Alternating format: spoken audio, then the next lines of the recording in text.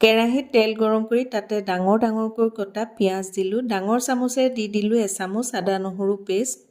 আধা চামুচ দি দিলোঁ নিমখ। অকণমান সময় কোমলকৈ ভাজি লোৱাৰ পাছত পানী দি দিলোঁ।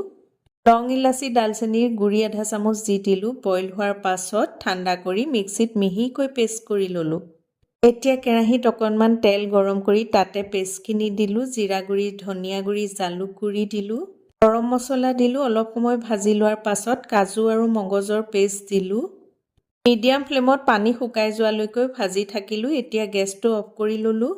গাখীৰ দিলোঁ। এচামুচ দিলোঁ কচুৰি মেথি। মিডিয়াম ফ্লেমত অলপ সময় লৰাই লোৱাৰ পাছত আকৌ গেছটো অফ কৰি অকণমান ক্ৰীম মিলাই ল'লোঁ। আকৌ গেছটো অন কৰিলোঁ। এতিয়া ইয়াতে মিলাই দিলোঁ টুকুৰাকৈ কটা পনীৰখিনি। মিডিয়াম ফ্লেমত 5 মিনিটমান লৰাই লোৱাৰ পাছত এয়া হৈ গ'ল হোৱাইট পনীৰ। খাবলৈ যে বিৰাটেই টেষ্টি হয়। ট্ৰাই